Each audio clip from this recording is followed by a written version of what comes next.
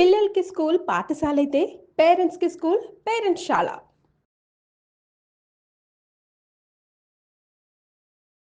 వాగర్థావివ సంపృక్తౌ వాగర్థ ప్రతిపత్తయే జగతః పితరౌ వందే పార్వతీ పరమేశ్వరౌ.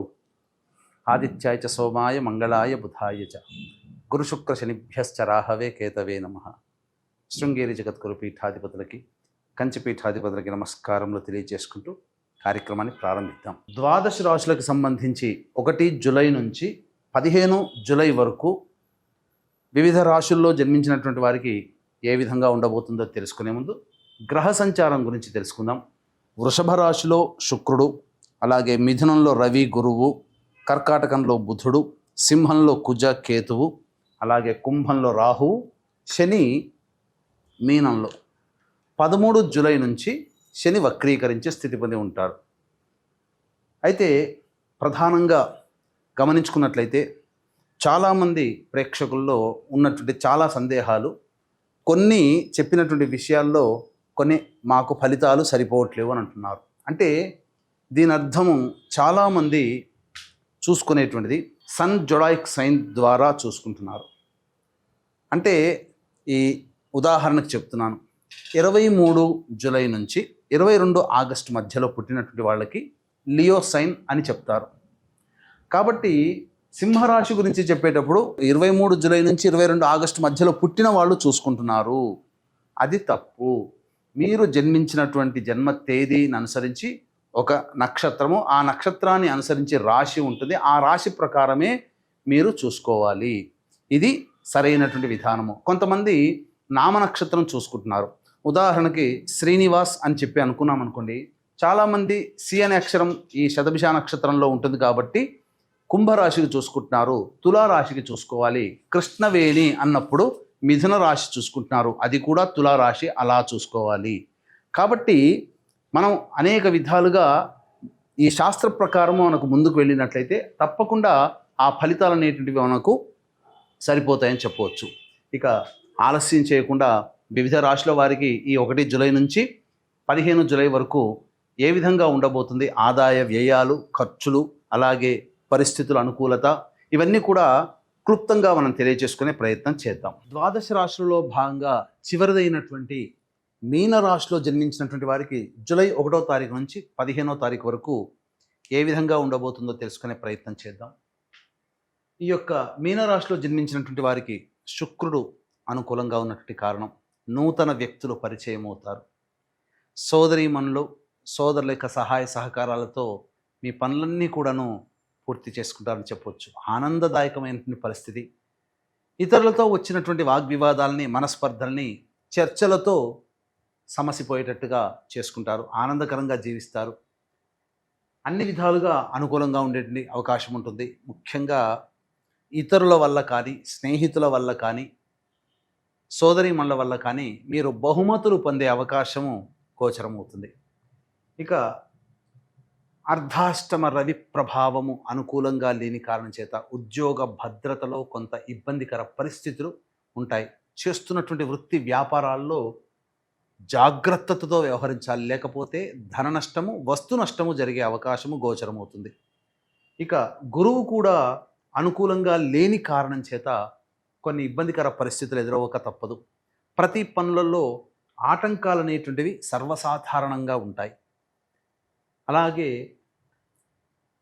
వస్తు నష్టం కూడా జరిగే అవకాశం గురుగ్రహ సంచారం వల్ల కలుగుతుంది.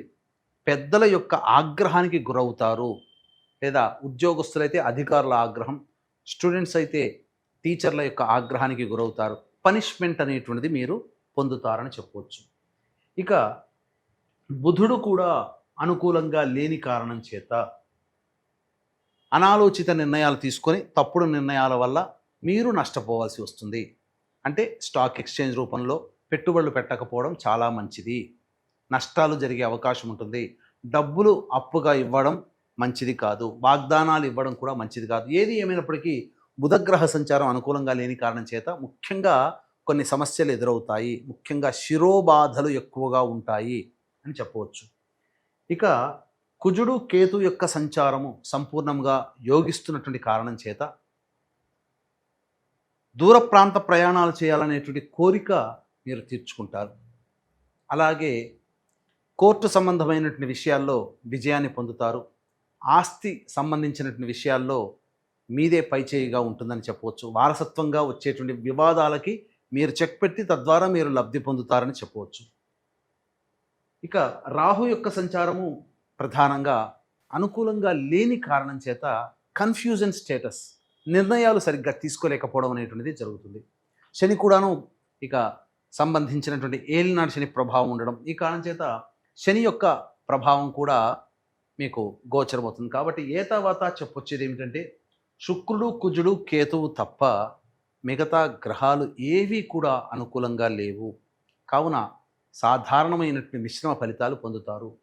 ఈ రాశిలో జన్మించినటువంటి స్త్రీ పురుషులకి వివాహాది శుభకార్యాల్లో కొన్ని ఆటంకాలు ఎదురయ్యే అవకాశం ఉన్నది. కాబట్టి మంచి సమయం చూసి ప్రారంభించడం మంచిది.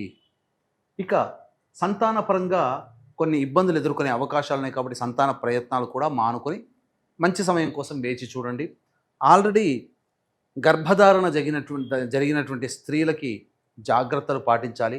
వైద్యుని యొక్క సలహాలు తప్పకుండా తీసుకోవాలి.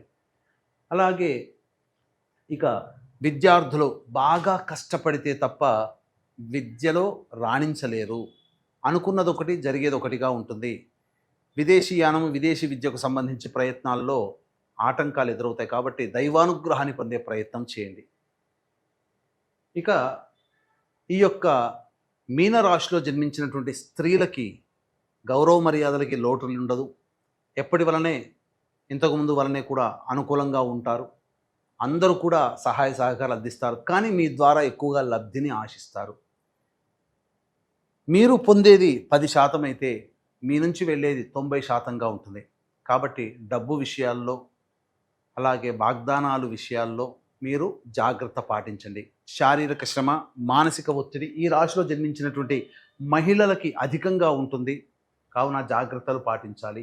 శిరో సంబంధమైనటువంటి ఇబ్బందులు ఎదుర్కొనే అవకాశం ఉంటుంది. ఏ తర్వాత చెప్పొచ్చేది ఏమిటంటే ఈ యొక్క రాశిలో జన్మించినటువంటి వాళ్ళకి మిశ్రమమైనటువంటి ఫలితాలే కలుగుతాయి. అయితే ప్రధానంగా దైవానుగ్రహం తప్పనిసరి. కాబట్టి ఇట్టి దైవానుగ్రహం మీనరాశితో పాటు జన్మించిన అన్ని రాశుల్లో జన్మించినటువంటి వారికి అందించాలనేటువంటి ఒక సదుద్దేశంతో వారాహి నవరాత్రుల సందర్భంగా మీ జాతకరీత్యా కలుగు విద్య, వివాహ, ఉద్యోగ, దాంపత్య, అనారోగ్య సమస్యలు, శత్రు సమస్యలు, కోర్టు సమస్యలు, ధనపరమైనటువంటి సమస్యలు, అలాగే గృహపరమైనటువంటి సమస్యల నివారణకి 9 రకాల వారాహి దేవతల హోమాలతో పాటుగా మేష, మిథున, కర్కాటక, సింహ, కన్య, వృశ్చిక, ధనస్సు, కుంభ, మీన రాశుల్లో జన్మించినటువంటి వారికి శనిదోష పరిహారార్థమై శనిదోష నివారణ పూజలు, హోమాలనేటివి జూలై 5 దశమి స్వాతి నక్షత్రం కలిసినటువంటి అద్భుతమైనటువంటి రోజున సాయంత్రం 7 గంటలకి కార్యక్రమం ప్రారంభమవుతుంది. జూలై 5 సాయంత్రం 5 గంటల లోపల మీ గోత్రనామాలు నమోదు చేసుకోవచ్చు. ఈ కార్యక్రమంలో నమోదు చేసుకున్నటువంటి వారికి శక్తిపాతము చేసినటువంటి శంకరుంగలి మాలని ఇవ్వడం జరుగుతుంది. ఇక జూలై 1వ తారీఖు నుంచి 15వ తారీఖు వరకు దైనందిన కార్యక్రమాల్లో మంచి, చెడు, ఆదాయం, వ్యయం ఎలా ఉంటుందో తెలుసుకునే ప్రయత్నం చేద్దాం. 1, 2, 3 తేదీలలో సహాయ సహకారాలు అందడం ద్వారా మీ పనులన్నీ కూడా చక్కబెట్టుకుంటారు. ధనపరమైన సమస్యలు తీరుతాయి. ఖర్చుకు మించిన ఆదాయం లభించడం ద్వారా అన్ని విధాలుగా ఆనందదాయకంగా ఉంటారు. విందులు, వినోదాలు, కుటుంబ సభ్యులు, మిత్రులతో ఆనందంగా గడుపుతారని చెప్పవచ్చు.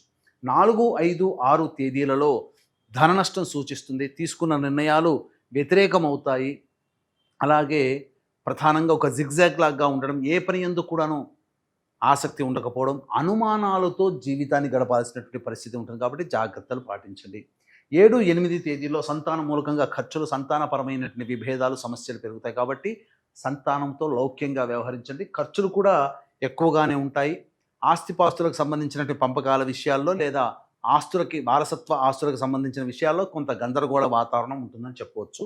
ఇక 9, 10, 11, 12, 13 తేదీల్లో వృత్తి, ఉద్యోగ, వ్యాపారం అన్ని రంగాలలో ఉన్నటువంటి వాళ్ళకి అనుకూలత ఉంటుంది. మీ ప్రతిభకు, మీ యొక్క మాట తీరుకి మించినటువంటి ఆదాయం మీకు లభించడం, అంటే మీ ప్రతిభకు తగ్గట్టుగా మీకు ఉద్యోగంలో వనరులు ఏర్పడతాయి.